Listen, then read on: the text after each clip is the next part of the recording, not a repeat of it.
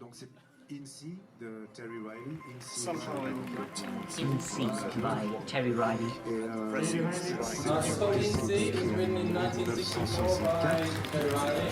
The premise behind the case is Welcome to Tell Me About In-C. I'm your host, Wesley Cheney. And today I've got my partner, Dinkin Jardine, sitting in with me. Dinkin, what was your first introduction to In-C? You put on a show at Afterglow. Afterglow, yeah. Yeah. And you came out for that one? Yeah, but I had no idea. You kept saying NC, and I think I thought you were saying NC like N-apostrophe-C, like Right. NSYNC.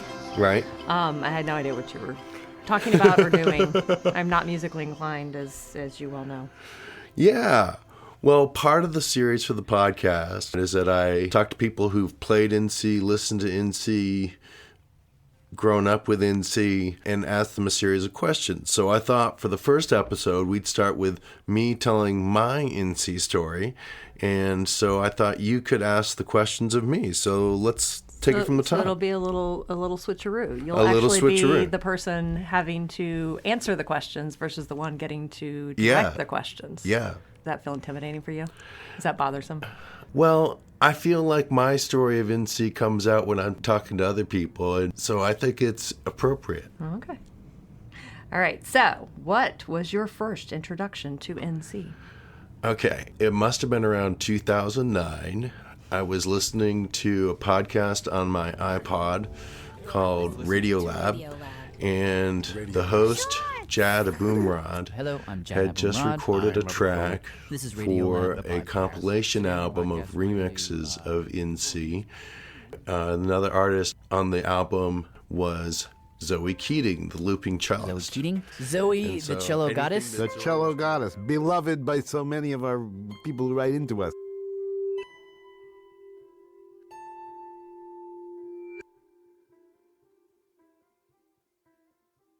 So yeah, I had a musical crush on Zoe Keating, and anything that she was doing, anything Jad Abumrad was doing, because he was my podcasting hero, I wanted to listen to. So I bought it on CD, and one of the tracks was a recording of In-C done by the Grand Valley State University New Music An Ensemble ensemble put called the out Grand Valley in State New Music 2009. Ensemble, who decided they were going to re-record In-C. And they had a And brief version. also- It was only about 25 minutes because it had to fit onto the CD with a bunch of other tracks that were already on it.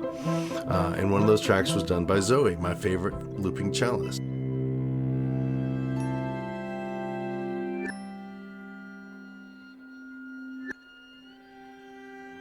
Hoping that as part of this series, I'm going to get a chance to interview Zoe. That would be exciting. Yeah. So, I know the answer to this, but I guess I'm supposed to ask you, when did you last listen to NC? About 30 minutes ago, I was starting to listen to a new version that came out from Montreal a couple years ago, and my In-C Terry Riley buddy on Facebook, David Beardsley, posted about it, and I was like, ooh, a new version. I can't wait to share this with Dink. This is going to be fun.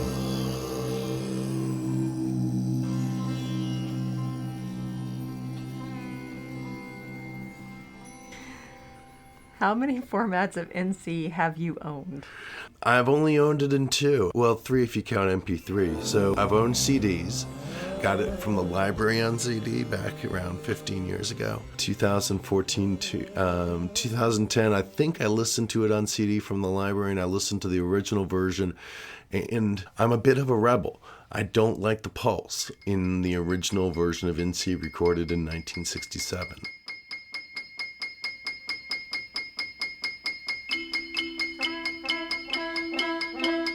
And so it didn't really grow on me that much, but I really like the remix versions. Can I point out that you also have a t-shirt version, and you have paper versions, and you have YouTube versions? So I guess I'm being a little bit more Right, concrete about and then I've got it on formats. Apple Music. Yeah. And I've got my YouTube versions. I've got a playlist with about 150 versions of In-C that I found on YouTube. Yeah, so it's, I don't know that you can say two or Yeah. three. Innumerable. What impact has NC had on you personally? I find that I really like minimalist music, and that was my first big introduction to it. I probably had heard Philip Glass before. I heard Terry Riley, but yeah, in fact, I know I had been introduced to Koyaanisqatsi in the early 2000s. So I had heard some minimalist music, and I liked it, but I didn't know what I liked.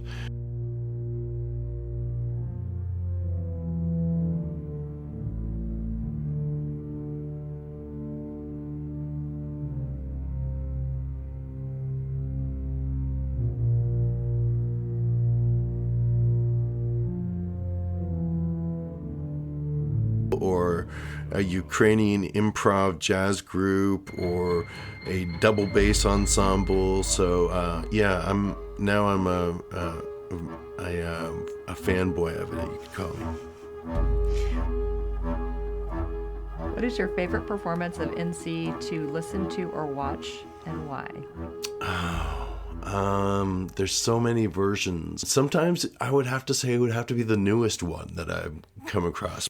So I always return to these other versions in an Apple Music playlist, and I listen to those fairly frequently. And of those, I really like the in D, where it's in the key of D for double basses.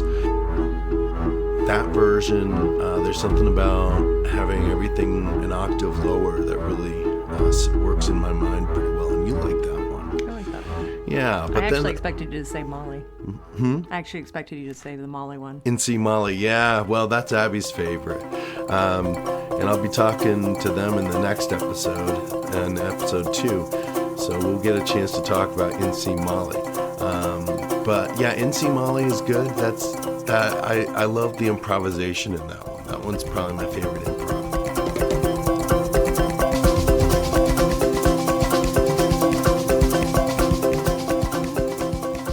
Your first performance of NC like? Oh gosh, I thought I had to lead. I was standing up every time I changed a phrase to let the other people know. And I didn't realize how much listening there is, that you know when somebody has changed the phrase. And me standing up was not communicating anything that I wasn't communicating through my instrument. So about 3 phrases into the second performance of NC, I quit doing that. What was your favorite performance of NC that you participated in, and why? My favorite performance of NC that I participated in would have to be at Cure Coffee House in September of 2024. It was so much fun. We had an electric saxophone. It was an electric wind instrument, and so it had a synthesizer built into it, and so Jacob could play on this different stuff. It was so cool. And then Ken was there on his ukulele, and he had a bunch of looping pedals going with that, and that was amplified. And then I was amplified with my ukuleles, and Kelvin was playing cajon. Nice. So what is your favorite instrument to perform NC with? Probably the tenor uke, the electric tenor uke. I really enjoy playing it through the pedal board, and creating different sounds so it's not sounding like a ukulele all the time. What do you think the ideal ensemble size is for NC, and why? I think you should have about 10 voices minimum. I would love to play in a bigger group. It would be amazing to play in the ideal ensemble size of 35 that Terry Riley says in the instructions. But I've seen it work with a trio. I've recorded it solo, and other people using loopers have recorded it solo. It's not as exciting because there's not an interplay. It's not, but it can be done, and I've seen some artists with loopers do it on YouTube, and hoping to be interviewing some of them for the series. What phrase of NC do you find yourself repeating the most? Oh, the first one.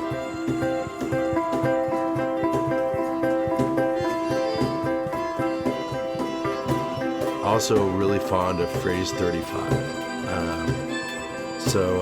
Phrase 35 is the longest phrase. It's the most melodic phrase, and so you've been hearing all of this repetition for so long in the piece, and then you get to this melody, and your brain's like, and it's most of the other phrases are anywhere from 1 to 12 notes long. Phrase 35 is like 27 notes long, so it's such a marked change. So yeah, that one's my favorite. So is that phrase too long or just right? Oh, it's just right. Yeah, the first time we played it, I skipped it. I was intimidated by it, and I didn't have the chops, and so in the instructions, Terry says to skip anything if it's a challenge. If you can't play it for whatever reason, just go ahead and skip over it. So I did the first one, but I think it was the second performance I was doing. I announced at the beginning that we were skipping phrase 35, and then it came up on 35, and I just forgot about that. I had said that we weren't playing it, and I started playing it. And the cellist who was there that day, Sarah Kingsley, was so excited about that. She was like, yes, something I can really dig my bow into. So phrase 35 is just right. Is NC democratic? If so, how? What gets created is a whole greater than the separate parts. And so I love the way that people work together in NC and are listening to each other and are riffing off of each other. And it's so much fun. What's your favorite band influenced by NC? Sigur Rós. They're an Icelandic. Was that how you say that? Yeah. I had no idea. Well, I think I could be wrong. I have heard DJs say it's Sigur Rós. Okay. So as opposed to how I originally pronounced it, which was Sigur Rós, which is probably how you pronounce it. I don't try to pronounce it. It's too hard. I just go the S one. Sigur Rós has been influenced by NC, and minimalism in general has influenced what they call post-rock, and it's also been called shoegaze. I find that those bands will use repetitive phrases in their music and then mix that with more melodic improvisation. Pulse or no pulse? I like the pulse because it keeps the group together, and that was Steve Reich's original idea. He proposed to Terry Riley when they were practicing in C, and they found that people were playing at different speeds, and it wasn't meshing. And he said, well, what you need is a drummer, someone to just hammer out the rhythm. And why don't you do it on the piano with a C, a high C? So I've recorded my own pulse for our performances of In C, and I did it on ukulele using GarageBand on my iPad, and made it as long as I could get a track in GarageBand, which I think was an hour and 10 minutes. That's usually been enough, but sometimes we go over. I have on that track, it's a combination of tenor ukulele and bass ukulele. And so the two of them complement each other and play in different octaves. And I really love playing with octaves when I'm playing in C. So loopers, yes or no? I'm going to presume there's a reason that you have this question in here as potentially provocative. Yeah, it is a little potentially provocative. I like playing with loopers. I did my first couple of NCs without a looper, and I found that was really tiring to be holding my hand in these constant fretted positions for a minute at a time, and after about 40 minutes my hand was starting to cramp. So I really like the flexibility that the looper gives me. I like adding different looped layers onto stuff. I see it as a tool. It's the same sort of looping that Terry Riley had been exploring with tape loops, and now we can do it with a laptop or a tablet or a pedal on my guitar board. How much improvisation should there be in NC? Yeah, so that's a question that's not really addressed in the instructions. Terry Riley does improvise himself. He's known for playing in C on a keyboard and then riffing off of it vocally and singing some of the phrases vocally, but then also doing variations and elaborations. I tend to improvise by mistake. So what'll happen to me is that I will be playing and I will hit a wrong note. What I learned from a ukulele teacher in Alaska was that if you play it wrong once, it was a mistake. Twice, it's a pattern. And 3 times, it's jazz. So I will, if I make a mistake in a wrong note, but it sounds interesting, then I will stick with it and play it once, twice, 3 times, 10 times, and play with it. So I'll do some improvisation. Sometimes we've had guitarists come, noise guitarists come. Jay Weatherspoon, who is on the interview list. Jay actually doesn't read music and doesn't know anything about NC, but he just plays noise over it, and it's so much fun. People love when Jay is playing. Sometimes Jay plays a little loud, and so we have to tell him to calm it down a bit. I love what improvisation brings to it. Bill Riley and the Grand Valley State University New Music Ensemble, one of their pieces that they recorded in France, one of their versions of NC that they recorded in France, starts with like 3 minutes of improvisation, and it's only after the saxophonist hits a high C, a double high C, that finally the pulse comes in and they actually start playing in C. And then there's another version that was recorded in Montreal in the early 70s where they start out with nothing but improvisation. So it interests me, and I kind of like that, and I think I'm going to try and do some improvisation with the electric kazoo and tapping on it and doing percussive sounds for the next one. I'm a little afraid to ask this question. What's your favorite pedal for NC? Oh, well, the Chase Bliss Habit does a lot that I really like. Furby, as we call it. I really love the effects that I can get out of the Chase Bliss, the way that it repeats back phrases of the past, and it does it in a semi-random order. It can do it in a random order. Sometimes you can also program it to do it sequentially. But the Chase Bliss Habit is good. But then I'd have to say, if I was going to rank them, I would have to say that my next favorite pedal would be my octave pedal. I really love the ability to play one note on my ukulele and hear 3 notes out of the speaker. And so with the octave pedal, it plays the same tone, same sound, an octave higher, and then you can also do it an octave lower simultaneously. And so I love that chorus effect. What impact has YouTube had on NC?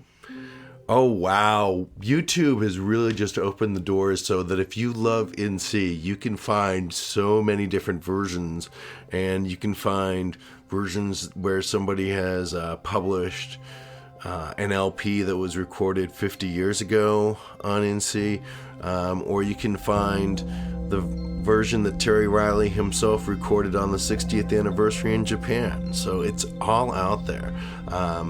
And it's really opened up how people can listen to NC and find different versions of it that they like, and then also learn from those versions and have that influence how they are performing NC themselves.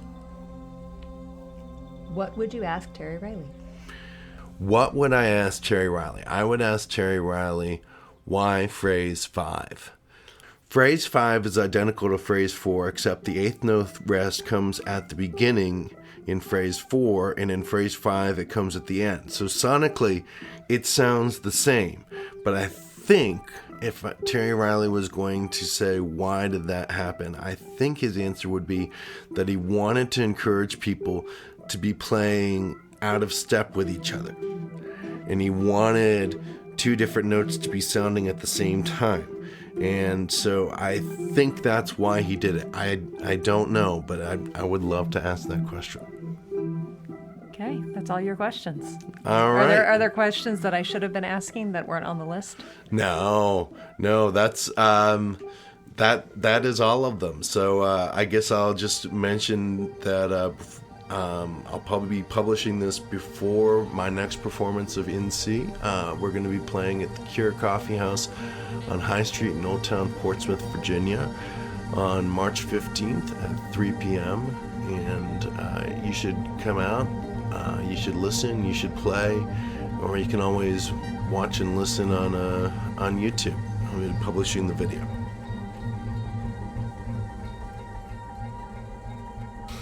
So that concludes the first episode of Tell Me About NC. In the next episode, I'll be talking to my eldest child, Abigail, about their experience growing up listening to NC. So come on back, listen again, and listen to NC. Copyright 2025, Rambling Ukulele Productions, all rights reserved.